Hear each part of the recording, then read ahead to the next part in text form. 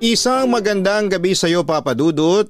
Ako po si Michael, 40 anyos at nagtatrabaho bilang factory worker dito sa Pasig. Pero kasalukuyan ako nakatira sa Taytay Rizal at madalas kong napapakinggan ang programa ninyo dahil ito ang pinakikinggan ng karamihan sa mga kasamahan ko. Kaya heto, naisipan kong ibahagi ang aking sulat na alam kong kapupulutan ng aral. Papa Dudut, kaya ako sumulat dahil may problema ako sa aking asawang si Rona. Mahal ko siya. Pero dahil sa pagkalulong niya sa sugal, kaya nasisira ang relasyon namin. Napabayaan na kasi ni Rona ang obligasyon niya sa akin bilang asawa at bilang ina sa anak naming si Josette. Papa Dudut, hindi mamamatay ang anak namin kung hindi dahil sa bisyo at kapabayaan niya. Michael, anak, huwag ka nang umiyak. Kailangan mong tanggapin na patay na ang anak mo. Kagustuhan niyo ng Diyos. Wala tayong magagawa. Pangaalo sa akin ng aking ama. Kasalanan ko, tay. Kasalanan ko kung bakit namatay si Josette. Hindi siya mamamatay kung naagapan lang ang sakit niya. Hindi ako nakabili ng mga gamot niya kasi wala akong pera. Tay, hindi mamamatay si Josette kung nakapag-ipon lang ako ng pera. Wika ako na may halong paninisi noon sa aking sarili. Agad namang sumagot noon si Papa sa sinabi ko. Huwag mo nang sisihin pa ang sarili mo. Kung tutusin ay hindi ka naman nagpabaya sa tungkulin mo bilang ama. Yung asawa mong si Rona ang may kasalanan. Pabaya kasi siyang ina. Hindi niya iniipon yung mga ibinibigay mong pera sa kanya. Inuubos lang niya sa pagsusugal at pagpapaparlor. Michael, anak, mahal mo pa ba yang si Rona, ha? Usisa pa niya sa akin. Tumango lamang ako bilang sagot sa kanya. Napailing naman si Itay sa sinabi ko. Halata sa kanya noon ang labis na disappointment. Sa kabila ng lahat ay siya pa rin ang mahal mo? Sa kabila ng mga paghihirap mo? Sa kabila ng mga pagkukulang niya sa iyo mahal mo pa rin siya? Tanong pa niya sa akin. Ewan ko po, tay. Anong magagawa ko kung hindi ko magawang hiwalayan si Rona sa kabila ng lahat? Yun na lamang ang sagot ko sa kanya. Samantala ay dumating noon ang ina ay galing sa kanyang mga kaibigan para humingi ng abuloy. Agad niyang ibinigay sa akin ang 200 pisong na kolekta niya sa mga ito.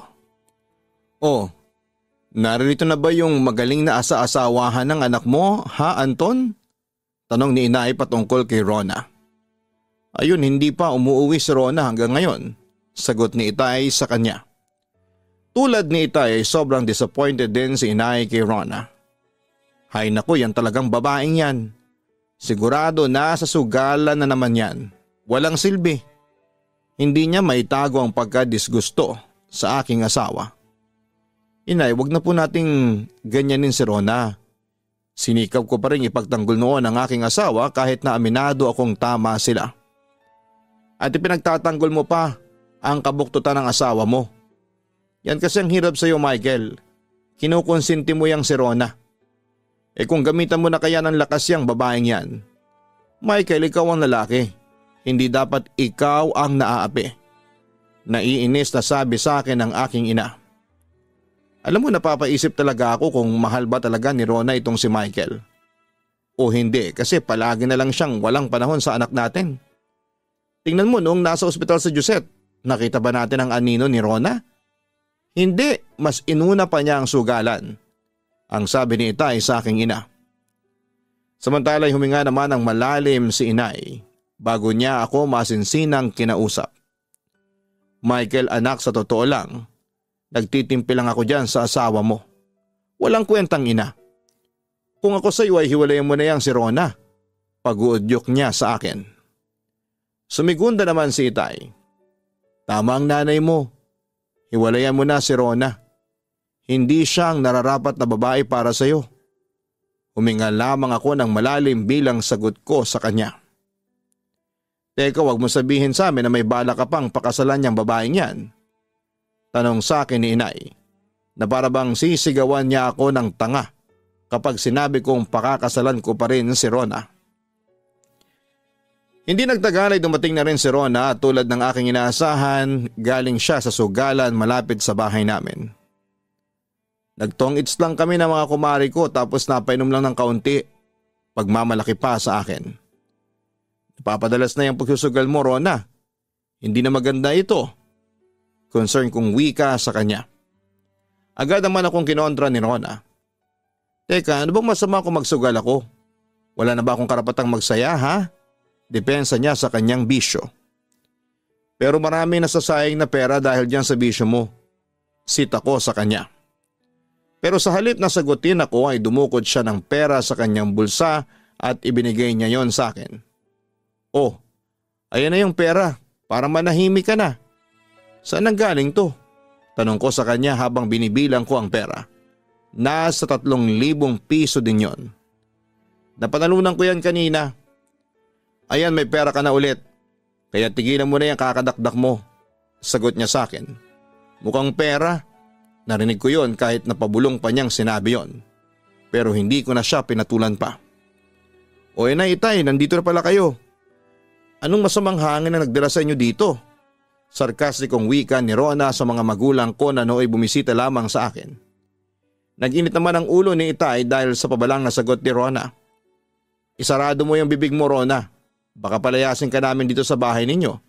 Banta pa niya sa manugang. Anong palayasin? Bakit sa inyo ba tong bahay? Hindi naman, hindi ba? At saka bakit ba kayo nakikialam sa buhay namin ni Michael? May sariling pamilya na ang anak ninyo, kaya wag na kayong makialam. Kontra naman ni Rona. Aba, walang yakang babae ka? Nagiinit noon ang ulo ni Inay. Inay, Itay, pakiusap, tama na po. Pigil ko noon sa aking mga magulang. Pagkatapos ay muli akong bumaling sa aking asawa. Rona, sige na. Pumunta ka na sa kwarto, magpahinga ka na. Utos ko. Papadudot, hindi naging gusto ng mga magulang ko ang pag-uugali ni Rona pero sa kabila noon ay pinagtatanggol ko ang asawa ko sa kanila. Hindi ko pinakinggan ang mga magulang ko at patuloy kong minahal si Rona. Samantalay nagpatuloy si Rona sa kanyang bisyo at dahil doon ay madalas kaming mag-away na dalawa dahil sinusundo ko siya mismo sa sugalan. Alam mo Michael, nakakainis ka na talaga, reklamo ni Rona sa akin. Ako rin Rona, naiinis na rin ako sa iyo. Bakit ba hindi mo mapigilan yung pagsusugal mo ha? Hindi ka ba makatiis nang hindi ka nakakalustay ng mga perang pinagpaguran ko? Galit na tanong ko sa kanya noon. Huwag mong ipagmalaki sa akin yung perang pinagpaguran mo. Kasi kakarampot lang yan. At saka kaya ako nagsusugal kasi para magkaroon ako ng extra income. Michael, sa totoo lang, hindi ako magsusugal kung malaki ang perang ibinibigay mo sa akin. Sumbat pa niya sa akin. Agad ko namang siyang sinagot. Yun lang ang nakaya ng corona. At saka pwede ba, huwag mong ikatwiran sa akin na kaya ka nagsusugal para magkaroon ka ng extra income? Kung extra income pala ang hanap mo, bakit hindi ka rin magtrabaho o magnegosyo? Alam mo, imbis na pinagsusugal mo lang yung perang binibigay ko sa'yo, bakit hindi mo na lang inegosyo ha? Para naman magkaroon ng saysay ang ibinibigay ko sa yung pera. Suhestyon ko pa sa kanya. Kung ganun pala, na sinusumbutan mo ako sa mga perang ibinibigay mo, sige magtatrabaho ako. Pero kapag kumita na ako ng pera, wag mo na akong pipigilan sa gusto kong gawin. Pagbabanta pa niya sa akin. Rona, magkatapatan nga tayo. Ano bang meron dyan sa pagsusugal mo? At hindi mo mahinto ha? Alam mo, dahil dyan sa pagsusugal mo, napabayaan mo na ang obligasyon mo bilang asawa sa akin at ina sa mga anak mo. Tingnan mo yan nangyari kay Josette. Namatay siya dahil sa kapabayaan mo. Paninisi ko pa sa kanya. Huwag mo ngang isisi sa akin yung pagkamatay ni Josette. Una sa lahat, hindi mamamatay ang anak natin kung may perang ibinigay ka sa akin na pang pa-ospital. Ibinalik niya sa akin ang sisi. Ngunit agad ko yung kinontra. May ibinigay naman ako sa yung pera, hindi ba? Pero ano ang ginawa mo? Nilulustay mo lang sa pagsusugal. Kaya tuloy wala kang naipon. Sa oras na kailangan natin ng pera, wala kang madukot. At sa Rona ni minsan, hindi ko nakitang inilagaan mo si Josette. Noong may sakit siya kasi palagi kang wala sa bahay. Nasa labas ka palagi at nagsusugal. Kung tutuusin Rona, ikaw talaga ang may kasalanan kaya nagkakaganito ang buhay natin. Alam mo Michael, punong-puno na rin ako sa'yo. Bakit masyado kang pakialamero? Kayo na mga magulang mo. At saka ang ayaw ko sa'yo nagpapadikta ka dyan sa mga magulang mo. Medyo paglihis niya ng usapan. Hindi natin pinag-uusapan ang mga magulang ko. Ang pinag-uusapan natin ay yung pagkakalulong mo sa sugal. Ngunit pinagdiinan pa rin ni Rona ang kanyang punto. Michael, ayaw ko nang dinidiktahan ako sa mga gusto kong gawin. Ngayon, kung gusto mo pang tumagal ang relasyon natin huwag mo kong diktahan at pagsabihan. Ang pagsabihan mo ay ang mga magulang mo na huwag silang makialam sa buhay natin. Rona, ano bang gusto mong gawin ko para tumigil ka na sa pagsusugal? Seryosong tanong ko sa kanya. Hindi ko mapigilan yung pagsusugal sa totoo lang. Para ako mamamatay kapag hindi ako nakapagsugal. Hindi na ko kumpleto yung araw ko kapag hindi ko nagagawa yon. Pag-amin niya sa akin. Nanlumo ako sa aking narinig. Adik ka na nga talaga. Yun na lamang ang nasabi ko. Sa mga sagot ni Rona sa akin ay napagtanto kong wala na siyang pagbabago pa. Samantala isinubukan ni Rona na maghanap ng trabaho para sustentuhan ang kanyang bisyo. Kaso hindi siya pinalad kaya sa huli umasa siya sa akin. At pinasan ko naman ang lahat. Pero hindi natigil ang away namin dahil sa bisyo niya.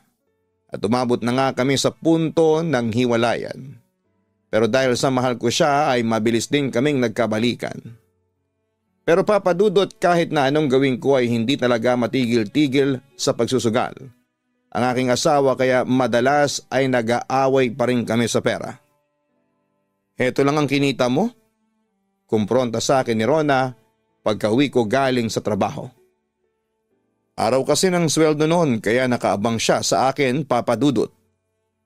Ano pang akala mo? Yan naman talaga ang binibigay ko sa iyo hindi ba? Ang sabi ko sa kanya. 2,000. Sa palagay mo hanggang kailan naabutin to? Sa pagkain pa lang natin kulang na to. Reklamo niya sa akin.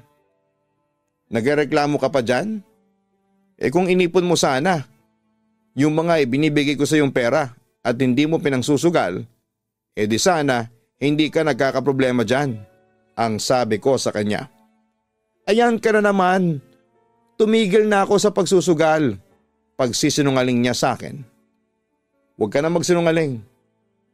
Alam ko Rona na hindi ka pa rin tumitigil sa pagsusugal. Pagbubuking ko naman sa kanya. May mga nagkikwento kasi sa akin papadudod na kapag nasa trabaho pa rin ako ay sumasaglit pa rin si Rona sa mga amiga niya para magtong its. Minsan sa loob pa ng bahay namin mismo sila nagsusugal. Kung may trabaho lang kasi ako, bulong niya habang nakasimalmal. Narinig ko naman yon kaya agad ko siyang binara. Kunwari ka pa, hindi ka naman naghahanap ng trabaho, gusto mo lang umasa sa akin. Anong mga pinagsasasabi mo dyan? Sa totoo lang ayaw ko na rin umasa sa iyo kasi mayabang ka. Nagkaroon ka lang ng pera ganyan ka na.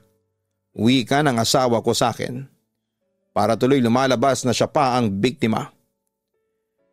Yan din kasi ang hirap sa iyo. Wala kang ginawa kundi ang magsugal ng magsugal. Imbis na makatulong ka sa akin lalo ka pang nagiging pabigat. Real talk ko sa kanya. Kung pabigat lang pala ako sa iyo, di sige magkanya-kanya na lang tayo. Sabi pa niya sa akin. Sige magkanya-kanya na lang tayo. Kasi pagod na rin ako sa iyo. Dahil sa iyo, kaya tuloy pati ako nadadamay sa kamalasan mo. Pagsang-ayon ko. At ako pa ngayon ang malas. Hoy Michael, simula nung nagsama tayo hindi naging maginhawa ang buhay ko sa iyo. Hirit niya pa sa akin. Paano hindi magiging maginhawa sugarol ka? Yun naman ang balik ko sa kanya. Hindi naman kasi naging maayos ang buhay ko sa iyo. At saka sinisisi mo yung pagiging sugarol ko? Kung tutuusin nga naging sugarol ako ng dahil sa iyo. Natuto akong magsugal kasi wala kang maipakain sa akin. Hindi mo nasusunod ang mga pangangailangan ko. Dahil sa wala kong trabaho kaya wala akong mapagpilian kundi ang sumugal para lumaki yung ibinibigay mo sa akin, nakakarampot lang. Dahil sa sinabi niyang yon, lumalabas tuloy na ako pa ang may kasalanan kaya puro problema ang pagsasama namin. Huwag mong isisi sa akin yan, Rona. Hindi ka tanga. Alam mong maraming paraan para hindi ako magipit sa pera. Hindi mo na lang iniipon ang perang ibinibigay ko? Sagot ko naman sa kanya. Kung magsalita ka ng ipon, kita mo naman, malaki ang gastusin natin. Sa pagkain at sa pagbayad pa lang ng kuryente at tubig. Isa mo pa yung pambabayad ng upa. Sa palagay mo may susobra doon sa ibinibigay mo? Wala. Tapos may gana ka pang magsabi sa akin dati na magnegosyo. Wala nga tayong puhunan. Katwiran pa niya. Nung nanalo ka sa wedding ng 20,000 nung isang buwan, bakit hindi mo yung pinagnegosyo? Balik ko sa kanya. Tinulungan mo ba ako? Hindi naman, di ba? Tila paninisi pa niya sa akin. Alam mo namang may trabaho ako, Rona. Ang sabihin mo, yung 20,000 na napanalunan mo, pinatalo mo lang sa mahjong. Muli ko siyang binara. Michael, tama na. Huwag mo na akong pagmukhahing masama kasi may pagkukulang ka rin sa akin. Hindi mo rin ako tinutulungan para maitaguyod ang pagsasama natin. Kaya sige, kung nagsasawa ka na sa akin, sa sitwasyon natin, maghiwalay na lang tayo. Pagbabanta pa niya sa akin. Itigil mo lang yung pagsusugal mo at wala na tayong magiging problema. Rona, hindi sagot ang paghihiwalay. Gate ko naman sa kanya. Pero nagmatigas si Rona noon kaya hinayaan ko na lamang siya sa gusto niya. Sa pagkakataong yon ay muli kaming nagkahiwalay. Umalis si Rona siguro dahil sa napuno na rin siya sa akin. Pero hindi ako nagsisisi kung palagi ko siyang sitahin sa ginagawa niya. Alam niyang mali ang ginagawa niya pero patuloy pa rin siyang nagpapakalulong. Papadudot hinayaan ko na lamang umalis si Rona at maghiwalay kaming dalawa dahil baka doon siya magiging masaya. Papadudot ilang buwan kaming nagkahiwalay ni Rona at aminin kong sobra talaga akong nalungkot noon. Kaya nga nung bumalik ulit si Rona sa bahay ay tinanggap ko ulit siya.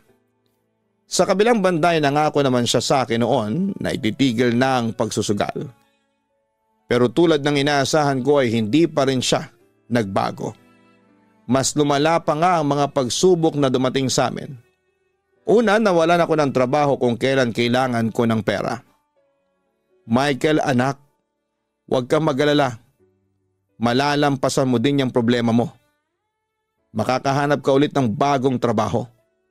Tutulungan ka namin ng tatay mo. Wika sa akin ni inay. Magalang naman akong tumanggi. Wag na po inay, nakakahiya na po sa inyo. Marami na po akong utang sa inyo at saka ayaw ko na pong maging pabigat sa inyo. Anak, hindi ka namin kayang tiisin. Ikaw lang ang nag-iisang anak namin. Ayaw naming makita ka na naghihirap. Nag-aalalang sabi sa akin ng aking ina.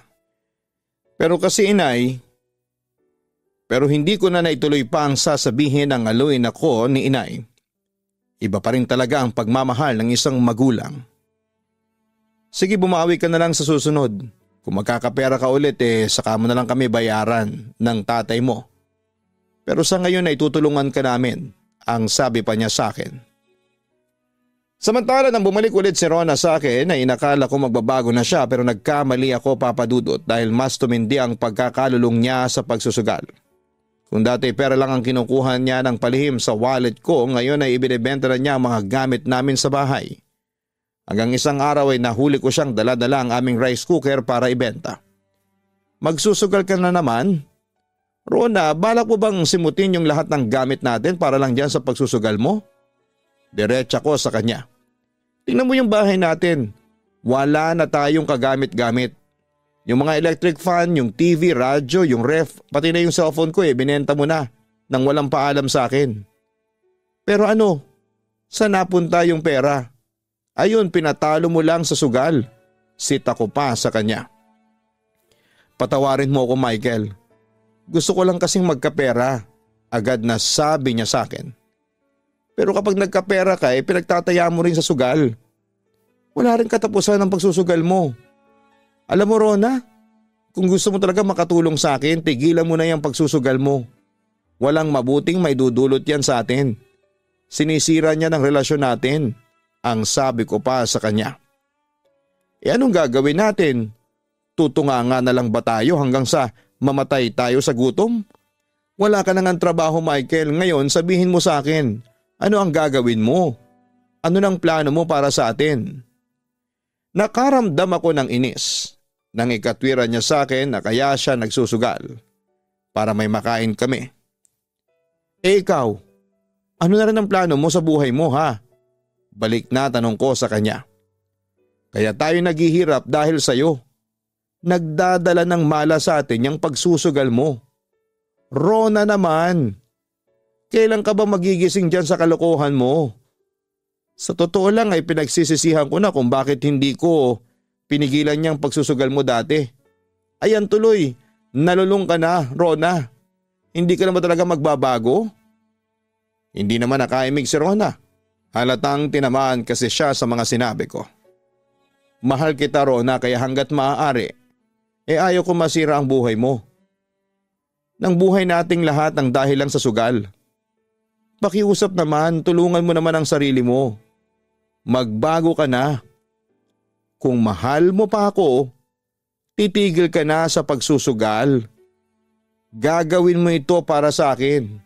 Yun ang huli kong sinabi sa kanya noong araw na yon. Papadudod sinikap ko talagang makahanap ng trabaho at sa awa naman ng Diyos ay nagbunga rin ang paghihirap ko. Pero si Ron ay lalong lumala ang pagsusugal niya. Simula noon, dahil sa nangyari, minabuti ko nang huwag na lamang siyang bigyan ng pera at ako na lamang ang magbabudget ng pera. Dahil doon ay nagrebelde si Rona at umutang siya kung kani-kanino para lamang masustentuhan ang bisyo niya. Hanggang isang gabi isang pangyayari na kagagawa ni Rona ang muntik nang maglagay sa amin sa kapahamakan. Michael, patawarin mo ako. Patawarin mo kung nadamay ka pa sa gulong pinasok ko. Tila nagsisising wika ni Rona sa akin. Bakit mo naman ginawa yun? Ang laki ng utang mo. Nangihinang sabi ko naman sa kanya. Natalo kasi ako sa pustahan. Pero sinabi ko naman sa kanila na babayaran ko yun. Hindi nila to dapat na ginawa sa iyo. Wika niya. Tingnan mo Rona. Tingnan mo yung epekto ng pagsusugal mo. Pati asawa mo ay napahamak. Gusto ko mapagtanto ng asawa ko ang pagkakamaling ginawa niya. Nakita ko namang sising-sisi si Rona sa lahat ng mga kasalanan niya. Patawarin mo ako Michael, pakiusap. Pagkatapos noon ay umiyak na siya sa harapan ko. Patatawarin kita kung mangangako ka sa akin na ititigil mo na ang pagsusugal mo.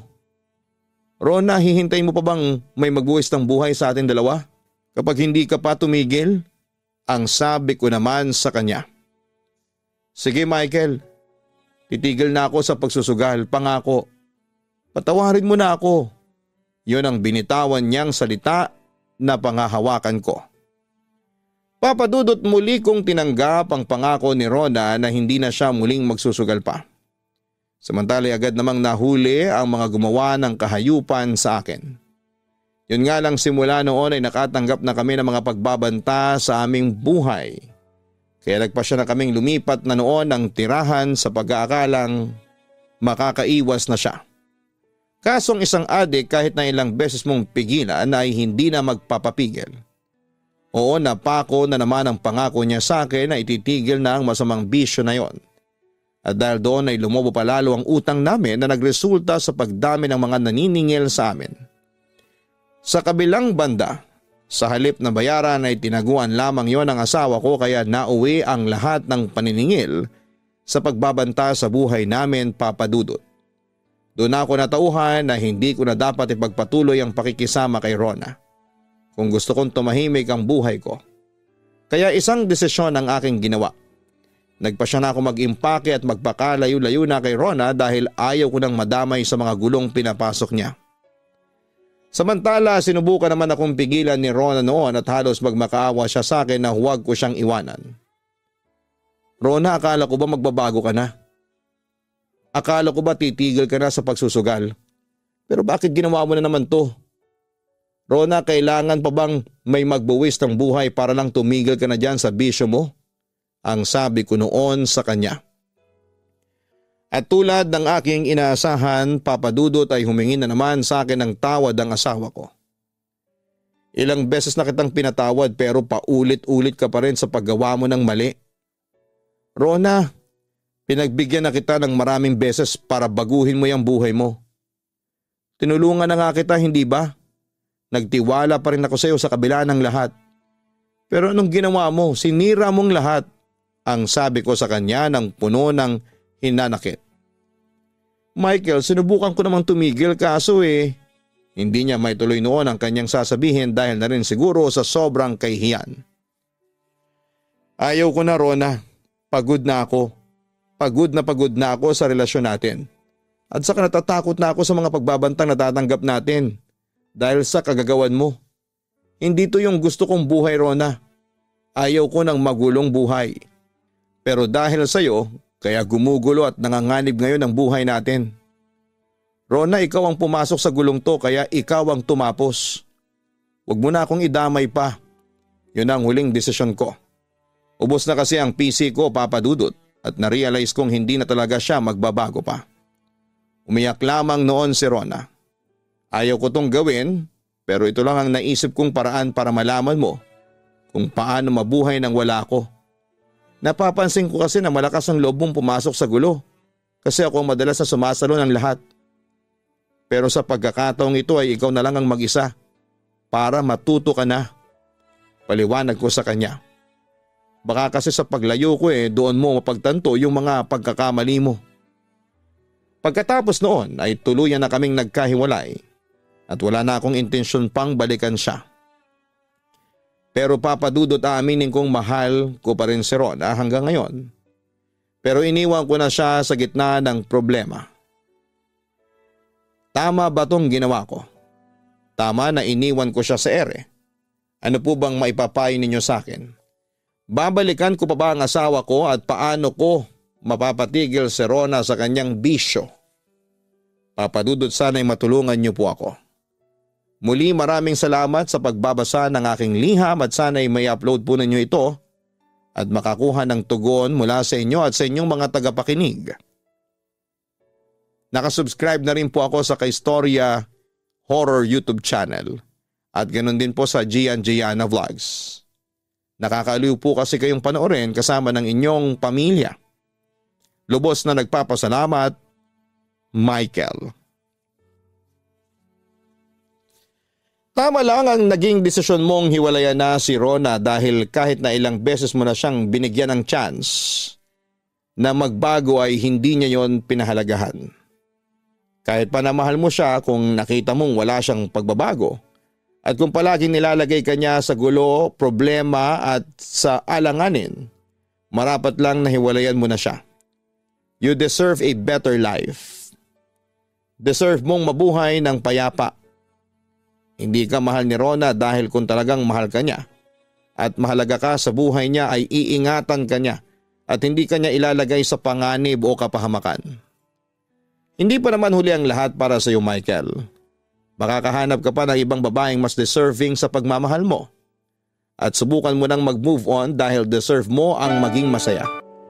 Magandang araw sa inyo, Papa Dudut, at sa mga aktibong tagapakinig ng inyong programa. Sumulat po ako sa inyo upang ibahagi ang aking naging karanasan sa buhay at masaya po ako na sa inyo ko po ipagkakatiwala ang aking kwento. Siya nga pala, itago niyo na lamang po ako sa pangalang Eldar. 36 years old na ako sa ngayon, Tubong Carmen, North Cotabato. Papa Dudut, 8 po kaming magkakapatid at pang-6 po ako sa amin. Masaya naman po ang aming pamilya, lalo na noong kumpleto pa kami. Pero noong February 14, 1999 ay bumulantang sa amin ang hindi inaasahang balita. Napatay daw po ang ama namin, binaril po siya ng mga di kilalang tao. Ngunit sa pagkakaalam namin ay matalik niyang mga kaibigan. Nung araw na yon ay gumuho ang mundo namin, Papa Dudut. Magkahalong galit at lungkot ang aking naramdaman ng mga panahong yon. Sa mura kong edad ay naitanim sa isipan ko ang puot at paghihigante. Napakasakit na nawala lang ng isang iglap ang ama namin. Nang ganon kaaga at nagkataon pang Valentine's Day pa, siya kinuha sa amin. Papadudot lumipas sa mga taon ay maayos at matagumpay naman kaming naitaguyod ng aming dakilang ina ng mag-isa. At kahit hikahos at kapos kami sa buhay, ay napalaki niya kami ng maayos at may takot sa Diyos. Napagtapos niya ang ilan sa mga kapatid ko ng pag-aaral mula elementarya at hanggang high school. Pagka-graduate ko po ng high school ay nagpasya po akong mag-apply bilang working student. Ngunit sa kasawiang palad ay hindi po ako pumasa. Kaya naman nahinto ako sa pag-aaral ng isang taon. At sa halip na tumambay ay tinulungan ko na lamang po ang aking mga kapatid sa mga gawain sa bukid. Pero makalipas ang isang taon ay nakapagpatuloy din ako ng pag-aaral at pansamantalang nakitira sa tita ko. Kaso isang araw, nagulat na lamang ako nang bisitahin ako ni Mama. Ma, anong ginagawa niyo dito? Gulat na tanong ko sa kanya. Ang tagal mo na kasing hindi nagpaparamdam sa akin kaya dinalaw na kita. Baka kasi may nangyayari ng masama sa'yo. Nga pala pumunta ako kanina sa tita huling mo. Nagulat ako nang wala ka na ron. Sabi niya ay naglayas ka daw sa kanila at nakitira kina Death. Teka, Eldar. Bakit ka ba naglayas sa tita huling mo? Usisa pa niya sa akin. Samantala'y napabuntong hininga muna ako bago sumagot. Naglayas po ako sa kanila kasi hindi na po magandang pagtrato nila sa akin. Anong hindi magandang pagtrato? Bakit? May ginawa ka bang hindi maganda sa kanila? O sisa pa noon ni Mama sa akin. Agad ko namang dinepensahan ang aking sarili. Wala po akong kasalanan sa kanila, Ma. Basta bigla na lang po silang naging ganon sa akin. Ewan ko po sa kanila. Napahinga na lamang ng malalim noon si Mama pagkarinig sa aking sinabi. Buti na lang at naisipan mong kina-death na lang tumuloy. Kahit papaano'y hindi ako nangangamba sa kaligtasan mo. Nga pala, kumusta naman ang pag-aaral mo? Mabuti naman po, Ma. Yun nga lang po mahirap. Kahit na scholar po ako hirap na hirap pa rin po ako sa pagdadilhensya ng panggastos ko sa pang-araw-araw. Tugon ko sa kanya. Ganon ba? Sayang naman. Kaya kasi ako sumaglit dito. Hihingi sana ako ng tulong sa iyo kung may maitutulong ka. Malungkot na wika ni Mama sa akin habang sinasabi niya sa akin ang tunay niyang pakay sa pagbisita sa akin. Pasensya na po, Ma. Kung may pera lang sana po ako bibigyan ko po kayo. Kaso wala po. Naghahanap pa lang po kasi ako ng trabaho ngayon. Ang sama po hindi pa ako nilalapitan ng swerte.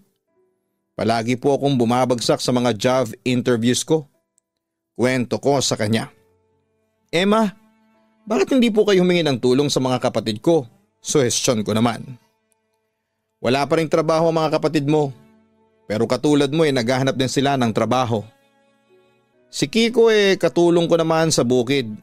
Kaso dahil nga sa matagal pa ang anihan natin wala kaming makain doon. Puro utang na nga ako sa mga kakilala at kamag-anak natin, sagot ni Mama sa akin. Sige po, Ma, magdadilhensya ako ng pera ngayon para sa inyo. Susubukan kong umutang sa mga kaibigan ko ngayon. Ayaw ko naman na umuwi kayo ng probinsya na wala kayong dalang pera. Yun naman ang pangako ko noon sa aking ina. Salamat, Eldar. Pasensya ka na kung nagiging pabigat pa kami sa iyo. Nahihiyang sabi ni Mama sa akin.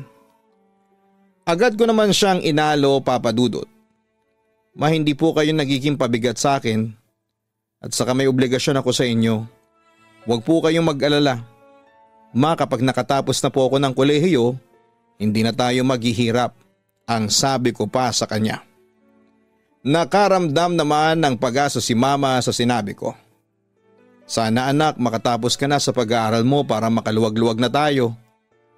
Kung sana buhay pa ang papa mo hindi tayo mahihirapan sa buhay. Papa Dudut, naging mahirap ang buhay sa akin habang nag-aaral ako. Sinikap ko rin na magkaroon ng trabaho para makatulong ako sa mga magulang ko. At hindi naman ako nabigo. Naging working student ako pero sadyang mahirap pagsabayin ang trabaho sa pag-aaral. Akala ko noon ay hindi ko kakayanin ang lahat ng yon. Naakala ko ay hanggang pangarap na lang ako. Pero hindi pala dahil nakapagtapos din ako sa kolehiyo.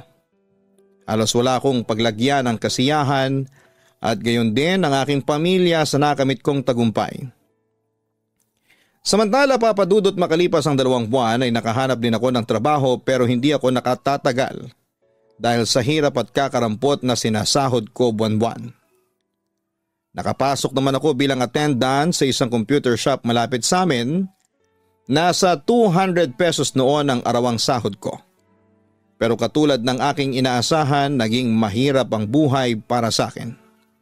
Kaya nga naisip ko noon na panahon na siguro para makipagsapalaran ako sa Maynila dahil gusto kong masecure ang buhay ng pamilya ko. Nga pala, kumusta naman yung trabaho mo dun sa computer shop? Tanong sa akin ni Death. Medyo ayos naman, tipid kong sagot.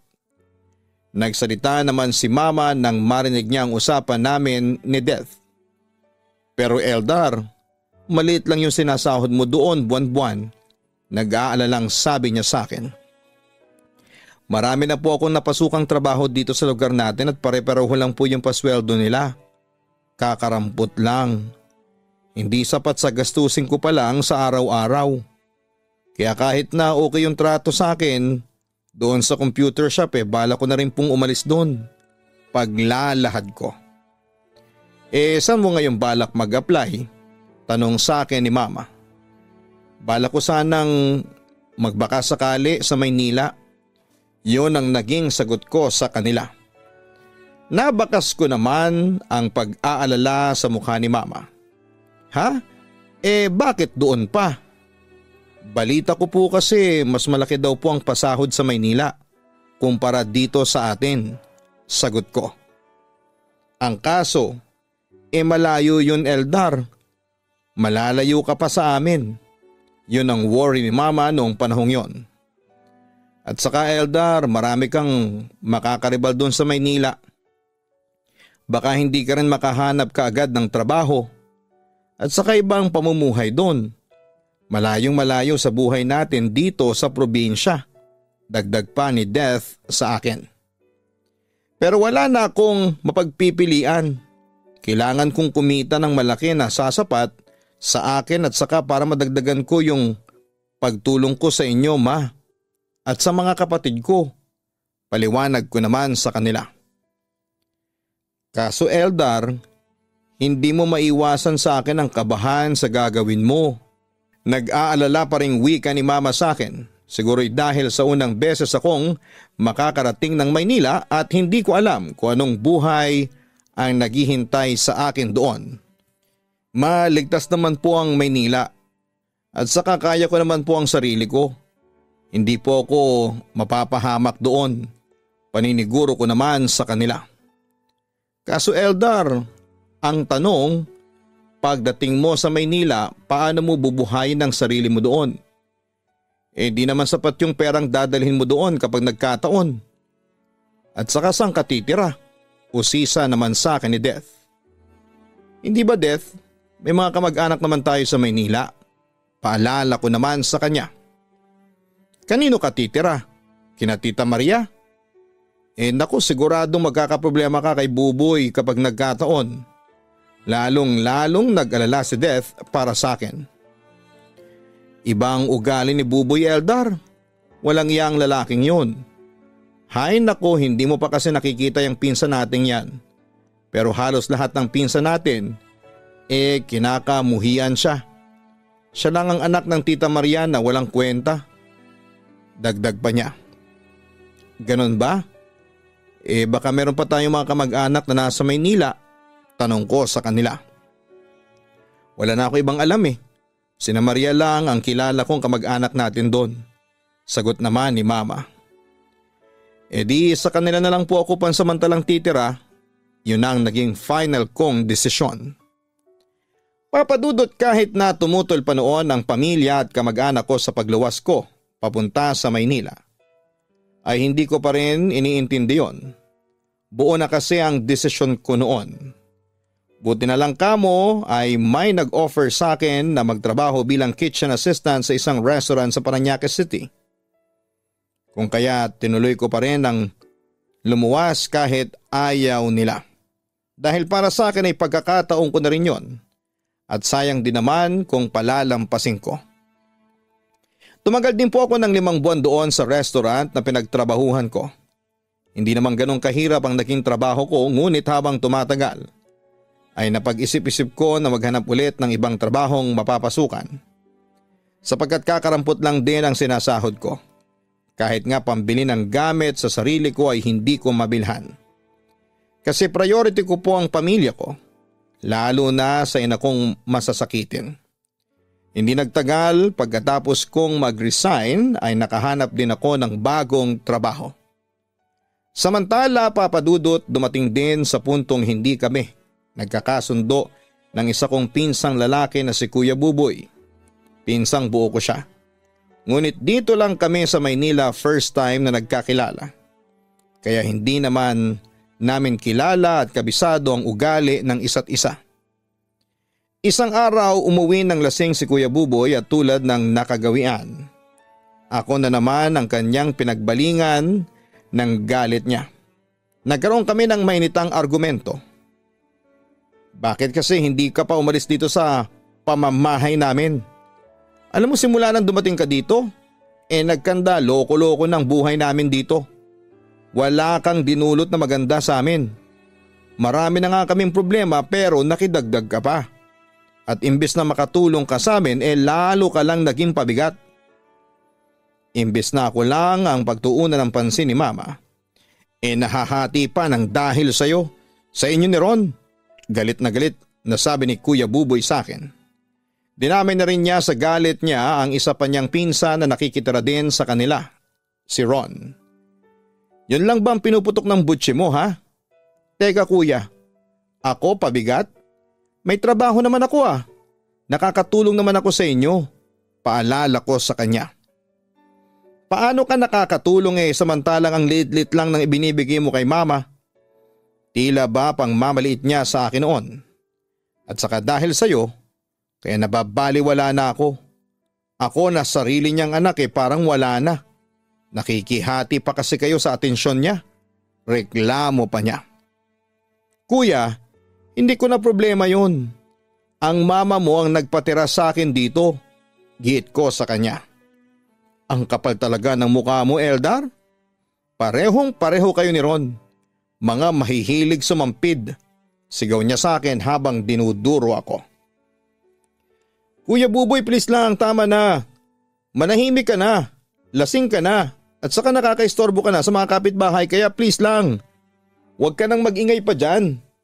Wika ko. Hinabahan ko pa noon ang aking pasensya dahil tama siya. Nakikisampid lamang ako kina Tita Maria. Ganun pa man, malapit na ring maubos noon ang aking pasensya. At sino ka naman para pagsabihan ako ng ganyan, ha? Hoy, Eldar, alalahanin mong nasa pamamahay kita. Talagang sinasagad ni Kuya Buboy ang pasensya ko. Buti na lamang at dumating na si Ron para pumagitna sa aming dalawa. Kuya Buboy, Eldar, ano ba nangyari, ha? Bakit ba kayo nag-aaway? Nakakastorbo kayo sa mga kapitbahay at saka baka magising sa inyo si Tita Maria. Nag-aalalang wika ni Ron sa amin. Ngunit lalo lang nilakas ni Kuya Buboy ang kanyang boses. Alam nyo kayong dalawa? Mga salot kayo. Ang kakapal na mukha ninyong sumampid sa amin. Kayong dalawa dapat sa inyo lumayas na dito. Magsibalik na nga kayo sa mga probinsya ninyo at huwag nyo na kaming guluhin pa. Kung makapagsalita siya sa amin ay parang siya ang nagpapalamon sa amin, Papa Dudut. Hindi kami lalayas dito hanggat hindi sinasabi ni Tita Maria. At saka sino ka ba para magsalita ng ganyan ha? Hindi naman ikaw ang nagpapatira sa amin dito. At saka kanino bang pamamahay ito? Hindi ba't sa nanay mo to? Palaban kong sagot sa kanya. Oo, sa nanay ko nga to. Ako naman ang anak niya. Kaya may karapatan akong palayasin kayo dito. Sagot sa akin ni Kuya Buboy. Nagad ko namang kinontra. Oo anak ka nga. Pero buhay pa si Tita Maria. Kaya siya pa rin ang may-ari ng bahay na ito. Siya lang ang may karapatan na magpalaya sa amin. Ang sabi ko pa sa kanya. Na siyang ikinapikon ng matapobre kong pinsan. Mga hayop kayo na ibulalas pa niya sa amin. Tama na Eldar. Kuya Buboy, huwag na kayong mag-away pa. Eldar, lasing lang si Kuya Buboy kaya niya nasasabi yan. Ang sabi sa akin ni Ron. Wala akong pakialam kahit na lasing pa ang siraulong yan. Matagal na ako nagtitimpi dyan, sabi ko naman. Pero mas pinili na namin ang umiwas dahil gabi na at baka magising pa si Tita Maria. Papa Dudut, hindi natapos ang hidwaan sa pagitan namin ni Kuya Buboy. Nandyan palagi yung pagpaparinig niya kahit na hindi siya lasing. Hanggang sa isang araw ay tuluyan na kaming napalayas ni Ron sa bahay nang dahil sa pag-uudyok ni Kuya Buboy. Dahil doon ay hindi namin alam ni Ron kung ano ang gagawin. At hindi ko akalain na mangyayari yon sa akin. Papa Dudut, halos mawala na ako ng pag-asa noon. At panayang dasal ko sa Diyos na sana'y tulungan niya akong makapag-isip kung ano ang dapat gawin para makaalis kaagad ako sa sitwasyong yon. Papa Dudut, hindi ko alam kung saan kami matutulog kasama ng isa ko pang pinsan na si Ron nang palayasin kami sa dati naming tinutuluyan. Buti na lang ay nakita kami ng kaibigan ni Ron na si Kuya Jess. At doon ay nakiusap ang pinsan kong doon muna kami matutulog sa kaibigan niya pansamantala. Nung una ay nahihiya ako dahil hindi ko pa lubos na nakilala ang taong yon. Pero nang makilala ko si Kuya Jess, ay mabilis ko naman siyang nakabagayan ng loob kaya hindi rin ako natakot, Papa Dudut. Simula noon ay kay Kuya Jess na ako nakikitira pansamantala habang hindi pa kami nagkakaayos ng pinsang kong si Kuya Buboy. Kaso isang gabi, isang pangyayari ang hindi ko inaasahang naganap, Papa Dudut. Tulog na noon si Ron habang kami ni Kuya Jess ay nagiinuman lamang. Wala naman akong napapansing kakaiba sa mga kilos ng kaibigan namin. Palakwento lamang siya habang umiinom kami. Ngunit hindi ko namamalayan na napaparami na pala ang inom ko. Hanggang sa parang lumilipad na ang isipan ko. Hanggang sa maramdaman kong may humahawak na sa maselang bahagi ng katawan ko. Nakita kong si Kuya Jess yun pero wala na akong lakas pa para magprotesta. Basta ang natatandaan ko lamang, dahan-dahan niyang hinubad ang pantalong ko at brief at nilaro-laro niya ang aking pagkalalaki. Hanggang sa tuluyan na akong nawala ng malay nang dahil sa kalasingan. Kinaumagahan nagulantang na lamang ako dahil nakita ko ang aking sarili na hubot-tumad at sa tabi ko ay nakahubad din si Kuya Jess. May nangyari sa amin na hindi ko inaasahan. Bakit mo ginawa sa akin to? Bakit mo naman ako pinagsamantalahan ang kahinaan ko? At saka bakit hindi mo sinabi sa akin na bakla ka? May paninising tanong ko sa kanya. Kung sasabihin ko ba sa iyo agad na bakla ako sa palagay mo ba ilalapit ka sa akin? Hindi no, sagot niya sa akin. Pero nang panahong yon ay hindi pa rin ako makapaniwala na nagawa niyang halayin ako. Kuya Jess, bakit mo ba ginawa to sa akin? Gusto kong malaman sa kanya kung bakit niya ako ginawa ng kahalayan. Sorry Eldar, maunawaan ko kung magagalit ka sa akin o kung saktan mo man ako. Pero kasi nagawa ko lang yon. Kasi nahihiya pang aminin ni Kuya Jess sa akin ng totoo. Napabuntong hininga na lamang ako. Ang hindi ko lang maintindihan noon ay hindi ako nagwala o naggalit sa kanya. kahit pa napagtanto kong pinagsamantalahan niya ako. May gusto ka ba sa akin? Kung sa bagay, hindi mo gagawin yon sa akin kung hindi mo ako gusto, sabi ko sa kanya. Oo, tama ka. At matagal ko nang tinatago yon. Ngayon ko lang nailabas pag-amin niya sa akin. Sa puntong yon ay kinumpronta ko na siya.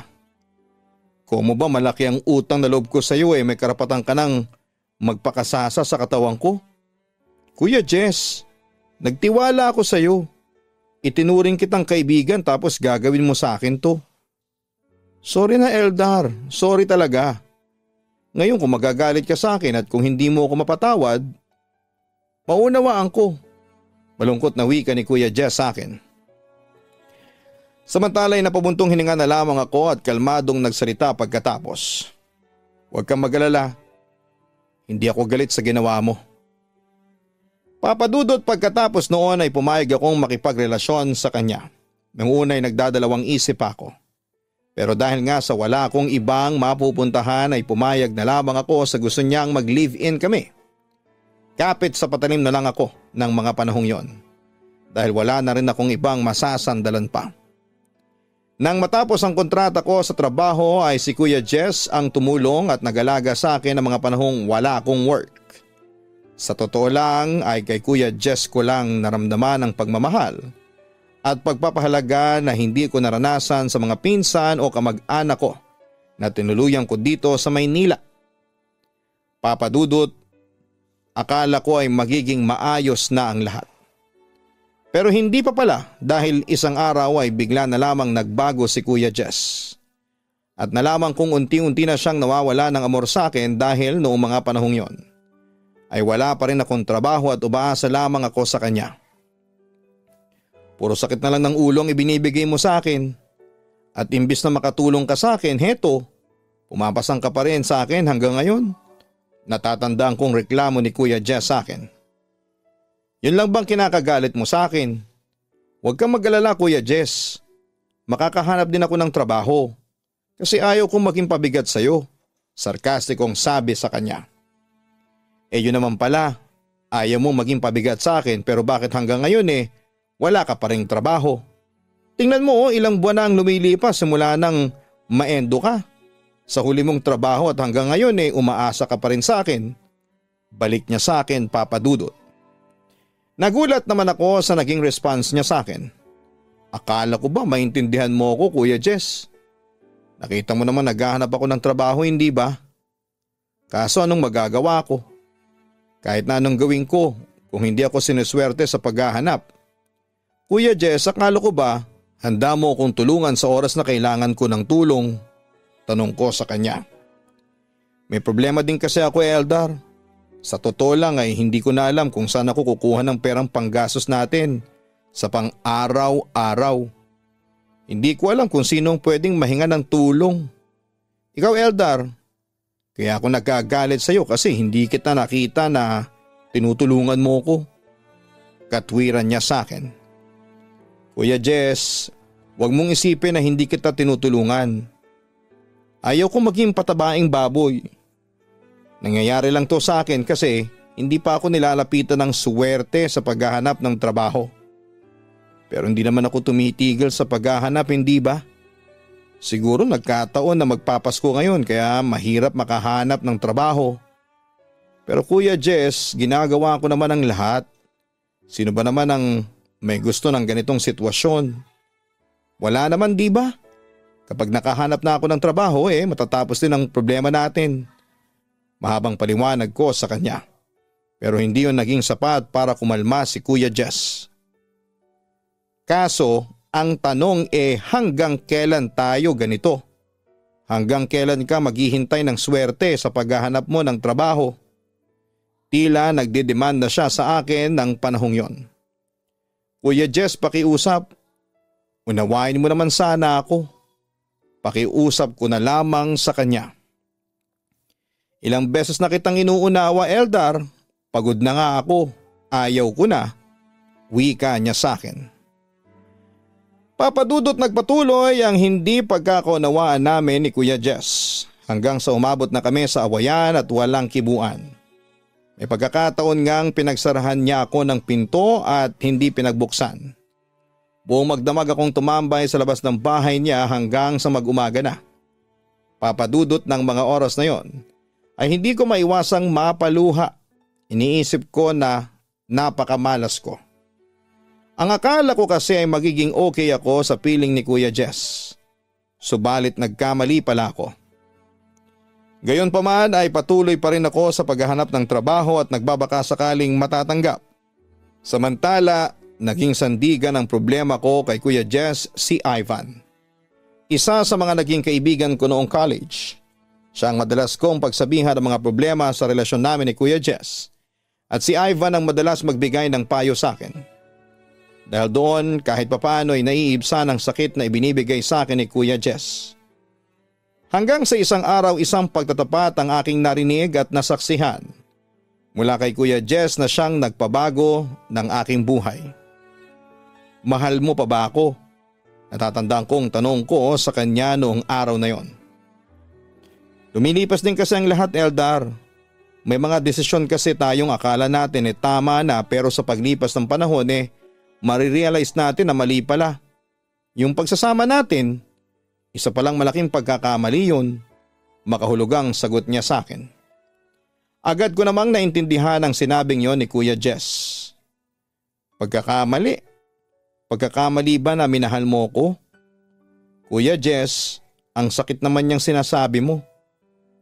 Hindi ko maiwasang maiyak noon dahil sa sobrang sakit. Yun ang totoo, Eldar. Minahal naman kita kaso ang problema kahit na anong gawin natin hindi mag-work ang relasyon natin. Pahayag pa niya sa akin. Siguro nga'y nagbigay ako ng hirap at sama ng loob sa iyo pero Kuya Jess, hindi sapat yun na dahilan para sabihin mong isang malaking pagkakamali ang pagdating ko sa buhay mo. Kuya Jess, sinisikap ko naman na maging mabuti sa iyo. Ginawa ko naman ang lahat para makatulong sa inyo. At saka hindi kita minahal ng dahil lang sa kailangan ko ng masasandalan. Minahal kita dahil yun talaga ang nararamdaman ng puso ko. Yun ang mga salitang binitawan ko sa kanya na tagos sa aking puso. Alam ko naman yun, Eldar. At nagpapasalamat ako dun. Kaso ako na mismo ang may problema. Iba nang nararamdaman ko sa ngayon. Lumipas na ang lahat ng nararamdaman ko sa iyo. Pagtatapat niya sa akin. Kung ganun dito pala matatapos ang lahat ng pinagsamahan natin. Nalulungkot kong sabi kay Kuya Jess pero wala na akong magagawa kung final na ang kanyang desisyon. Papadudot nagdesisyon na lamang akong umalis na lamang sa piling ni Kuya Jess. Na-realize ko na kailangan ko na rin sigurong lumayo muna at matutong tumayo sa sarili kong mga paa. Pansamantala ako nakitira sa kaibigan kong si Ivan hanggat naghahanap ako ng trabaho.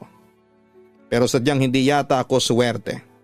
Dahil dito ay sinisikap ko na lamang na humanap ng paraan para makatulong kay Ivan para hindi naman ako maging pabigat sa kanya, papadudot. Sa ngayon ay patuloy pa rin po ako sa pag-a-apply ng trabahong mapapasukan. Nagabati na rin kami ni Kuya Buboy pero wala na akong komunikasyon kay Kuya Jess. Ganon talaga ang buhay, kailangan ko nang tanggapin ang lahat at mag-move on. Sana po sa mga nakikinig ngayon ay huwag niyo po sana akong agad na husgahan. Alam ko po na may mga mapupulot kayong aral sa naging kwento ko. At sana'y payo ko sa kabataang nakikinig ngayon na huwag nila akong gagayahin na sa kagustuhan kong makatulong sa pamilya ay ako pa ngayon ang nagbibigay sa kanila ng problema. Ganun pa man ay nagpapasalamat pa rin ako na sa kabila ng lahat ay nandito pa rin ako at nananatiling matatag at may pananalig sa Diyos. Papadudot hanggang dito na lamang siguro at tatapusin ko na ang sulat ko at sana ay mapili niyo po akong may feature at may upload sa Papadudot Stories ang kwento ko. Maraming salamat po muli. God bless sa inyong lahat and more power sa inyong stasyon. Lubos na gumagalang Eldar.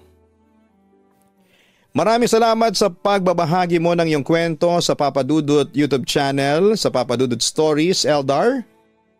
Alam mo sa buhay talaga hindi natin maiiwasan na dumating ang mga pagsubok. tapos ay inaakala nating wala ng katapusan. Na ipinanganak kang malas. Pero mali yun. Wala pong pinanganak na malas dahil lahat ng problema ay may solusyon. Lahat ng mga pagsubok ay may katapusan. At tulad ng sinasabi sa atin palagi ay hindi ibibigay ng Diyos sa atin ang mga pagsubok na yan sa buhay kung hindi natin kayang lampasan. Walang malas o swerte. Nasa pagsisikap yan ng tao. Kaya tayo binigyan ng utak ng Diyos ay para mag-isip at makapagdesisyon ng tama sa ating buhay. May utak tayo para makapag-come up tayo ng mga ideas kung paano natin paunlarin ang ating mga buhay. Kaya huwag tayong mawawala ng pag-asa. At ikaw naman Eldar, naniniwala kami na isang araw ay makakaisip ka rin ng paraan para paunlarin ang iyong buhay.